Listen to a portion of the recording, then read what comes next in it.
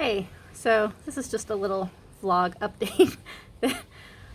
So we drove up to Nam Kubuan's last funeral day and cremation day. So we went up on Sunday and Monday to Nongki Buriram for the cremation of Nam Kubuan Nongki Payut, and we went up with Karuhat, and so we brought Karuhat back home. He's staying with us for a couple of days, which has been really nice, having a house guest.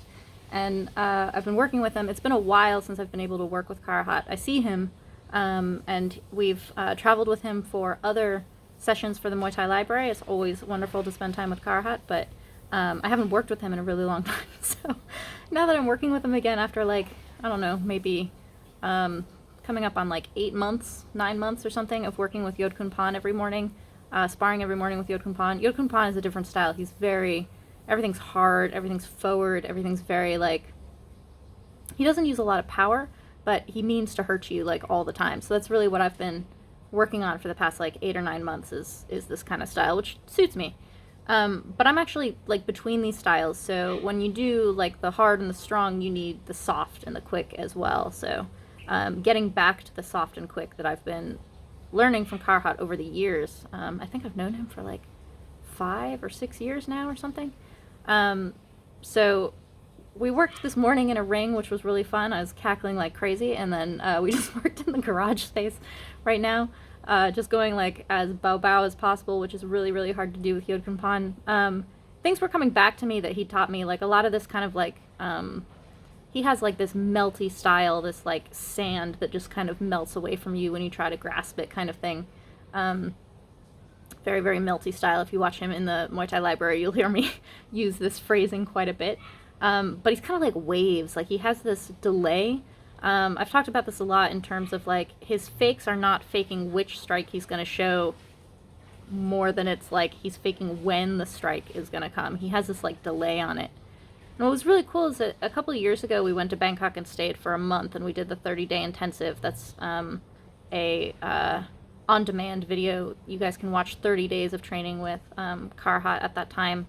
It's really, really good instruction. That's a lot of what we were working on now, but I was learning it for the first time in those 30 days. And we likened it to learning how to read. Like, he was teaching me how to read.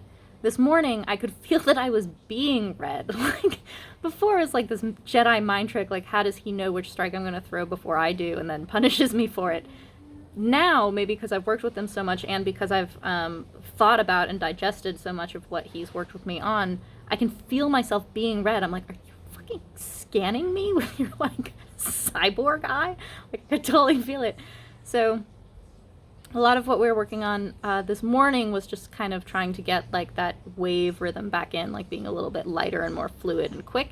And then just now in the garage, what we were working on mostly was this, like, my fakes are not good. I was laughing about them. I was cackling so hard because my fakes only fool me. They don't fool anybody else.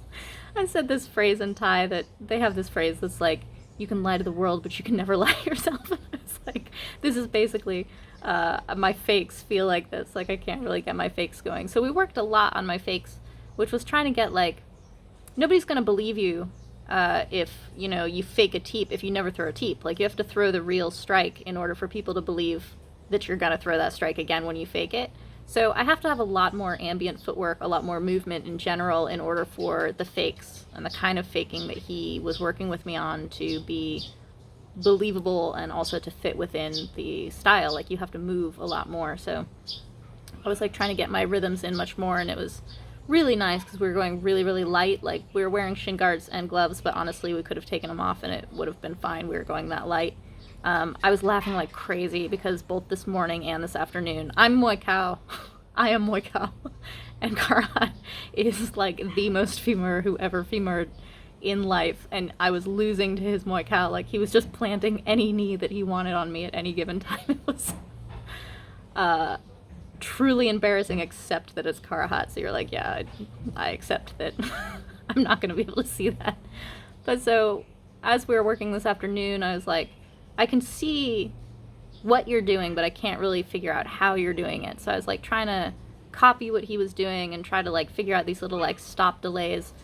there's this trick where like you get someone a block, and then as their leg comes down off of their block, you kick their leg, or that's when you kick their body. I didn't realize that's every single kick that he throws. Like his knee comes forward a little bit so you can't really see it, but honestly he gets you to block.